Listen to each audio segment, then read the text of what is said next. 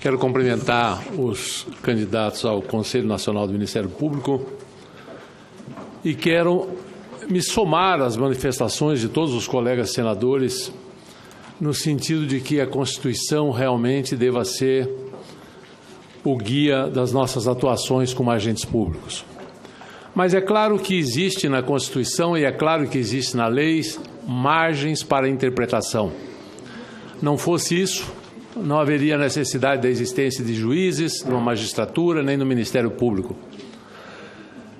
Nessa margem de interpretação, é preciso tomar muito cuidado para realmente nos governarmos pela ética, pelo bem público, por aquilo que realmente vai contribuir para um país melhor e mais feliz. Um ponto que me parece essencial na atividade do Ministério Público é a sua independência. É o fato de ele ter garantias constitucionais para agir.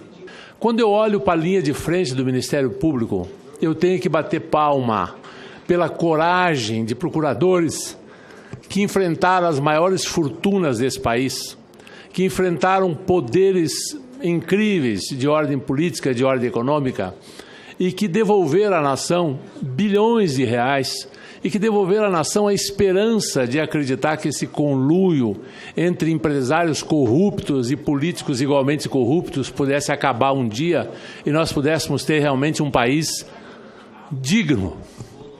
Digno de nós, digno de nossos filhos, digno e que nos faça sentir orgulho de ser brasileiro. A atuação do Ministério Público, eu não tenho medo de afirmar, mudou a cara do Brasil. Existe um Brasil de antes e depois do Ministério Público. Então, vocês vão para o Conselho Nacional do Ministério Público.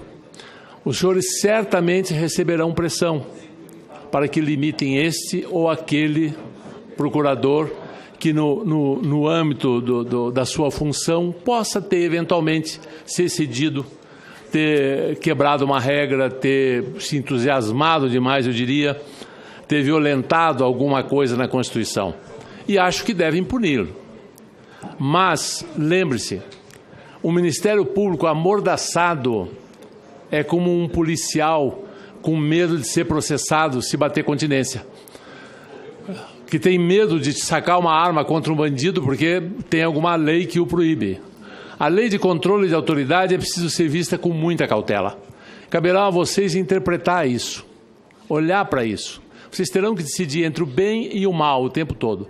E como aqueles que estão na linha de frente e que estão sofrendo pressão e que sofrerão pressão sempre, vocês também sofrerão pressão para que pressione os seus colegas. Eu espero que lá na atuação, quero dizer que já votei favorável à indicação dos três, tenho certeza que serão eleitos por unanimidade, não é? Que serão aprovados por unanimidade, e no plenário também serão, pode ser que demore um pouquinho, mas é demorado, mas serão aprovados, todos serão, sempre foi a praxe dessa casa, pelos currículos e por tudo que vocês já apresentaram em suas vidas. Eu quero, depois de fazer esse apelo, a que vocês lutem para punir, sim, aquele que quebrar a Constituição, para punir, sim, aquele que passar dos limites. Lutem com a mesma força, com mais força ainda, para preservar a autonomia, tá? E essa esperança que o Ministério Público está dando ao povo brasileiro. Eu quero, para terminar, senhora presidente, fazer 3 perguntas muito rápidas. A primeira delas é o seguinte: segundo consta do relatório de gestão de 2018 do Conselho Nacional do Ministério Público, para o bom e fiel desempenho das suas funções, seus 14 componentes gastaram 80 milhões de reais em 2018. Recentemente, um conselheiro foi a Lisboa, às custas do erário, firmar um convênio com a Universidade Nova de Lisboa, para que membros do Ministério Público possam lá estudar. Pergunto: por qual razão não se firma convênios com as universidades públicas de ponta no Brasil, as que figuram, por exemplo, entre as 40 melhores do mundo? Por que conveniaram no exterior, que gerará custos ao Ministério Público brasileiro, e o diploma ainda terá que passar por revalidação no Brasil, para que tenha alguma validade? Essa é a minha primeira pergunta. Segunda pergunta: sou relator aqui no Senado, nessa CCJ, da PEC 58, cujo autor é o ilustre senador Carlos Viana, que, buscando moralizar a vida pública no nosso país, altera a Constituição para limitar a duração das férias de todos os servidores públicos, todos, a 30 dias, e vedar a adoção da aposentadoria compulsória como sanção disciplinar e prever a demissão por interesse público dos magistrados e dos membros do Ministério Público, inclusive por meio do CNJ e do CNMP. Qual a sua opinião sobre essas medidas? De que forma poderia o Conselho também ajudar esse Parlamento na identificação e aplicação de medidas moralizadoras como essa? E terceira e última pergunta. O acesso à informação pública permite aferir a existência de inúmeras verbas indenizatórias, especialmente no Ministério Público dos Estados. Auxílio escolar, alimentação, saúde, indenizações de férias, licença-prêmio, acumulação de ofício, que conflita com a definição de subsídio como parcela única. Como os sabatinados veem esse quadro diante do texto constitucional moralizador? Estariam os membros do Ministério Público imunes às disposições constitucionais? O que o CNMP já fez ou poderá fazer para eliminar essas distorções? E o que os senhores, enquanto candidatos ao membros do Conselho Nacional do Ministério Público, pretendem fazer para moralizar essa questão? Muito obrigado, senhor presidente. E passaremos, então, num rodízio, começando com a doutora Sandra, passando para o doutor Silvio e encerrando com a doutora Fernanda. Vossa Excelência tem a palavra, doutora Sandra Krieger.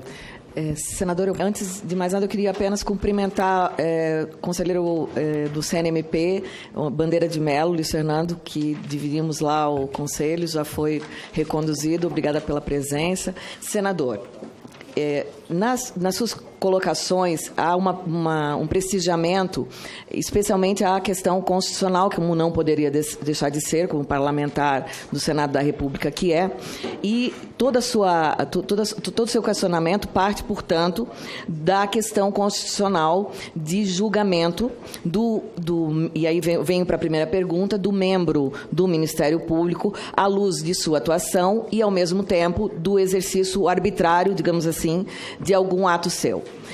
Veja, senhor, que, assim, a minha ponderação nesse sentido é que não é do CNMP só a atuação disciplinar em relação ao membro que vaza uma informação ou que faz algum tipo de observação no Facebook. Muitos são os processos que visam coibir exageros, tanto no que diz respeito às procuradorias de justiça, na questão da verba, da receita do MP, a aplicação da receita do MP estadual, quanto mesmo ao dia a dia das procuradorias. Com relação à PEC, que altera a Constituição em relação a tanto a questão de acesso à informação quanto os 30 dias, eu acho que o Congresso tem que examinar isso.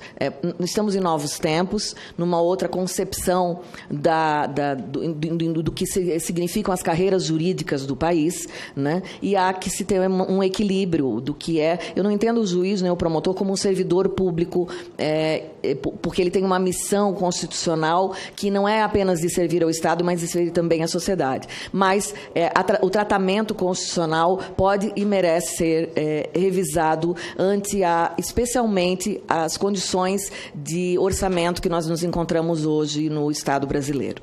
Então, senador, seriam essas as minhas ponderações, não sem antes agradecer ao senhor e dizer que, assim como a gente preserva a independência, a coragem, a prerrogativa do advogado, no Conselho Nacional do Ministério Público estaremos, assim, a preservar a independência e a coragem dos promotores de justiça desse país. Eu gostaria de dizer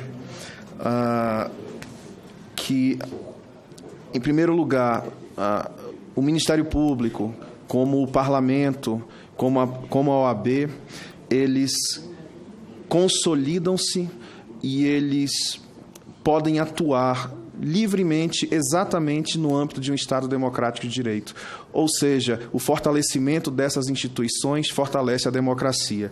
E quando o senador Iovisto menciona a questão da independência do MP, eu faço essa correlação para a independência das instituições em um Estado democrático de direito, em um Estado republicano, sobretudo.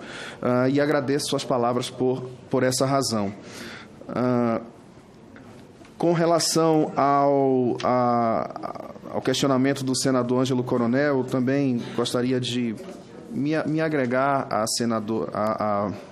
colega Sandra Krieger, senador Ângelo Coronel, mas talvez apenas acrescer que o que temos de certo hoje é a publicação pelo site,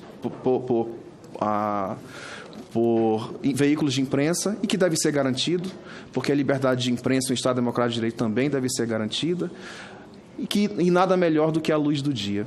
Esse é um primeiro aspecto, porque é o que temos de concreto para falar hoje, como também o que temos de concreto é que houve uma invasão indevida e ilícita em celulares, e isso deve ser investigado, e o tempo dirá, e o tempo será o senhor da razão nessa questão toda na qual nos colocamos hoje em dia. E apenas gostaria de fazer esse acréscimo, porque, do ponto de vista do CNMP, me agrego às palavras da colega Sandra Krieger. Mencionar especificamente quanto às manifestações e processos judiciais, que, de fato, há a independência judicial, como há a independência do Ministério Público, isso é norma constitucional. No âmbito específico do CNMP, é um enunciado número 6, que indica que o CNMP não pode ingressar na atuação de mérito daquela membro do Ministério Público, ou seja, não pode dizer faça dessa forma ou faça daquela. Pode ingressar em um possível um desbordamento da atuação, mas mais sobre o aspecto disciplinar, e daí deverá ser analisada a questão de dolo ou de má-fé na atuação, mas em linha de princípio não. Esse enunciado resguarda a atuação dos Ministérios Públicos e também privilegia a matriz constitucional também prevista do CNMP, que é garantir a autonomia de atuação das instituições de Ministério Público, dos membros de Ministério Público. Quanto às questões relacionadas à PEC aqui em tramitação, eu tenho certeza e confio na decisão deste augusto Senado Federal. Confio em decisão judicial, como confio na atuação do Ministério Público, na atuação da advocacia também. E digo isso para dizer que é necessário sempre, em todo caso, confiar na ação das instituições. É nisso que eu acredito e creio também no que diz respeito especificamente à questão da demissão de membros, que o CNMP realiza essa resposta e em alguns de seus julgamentos ele indica também essa questão, essa possibilidade de demissão de membros.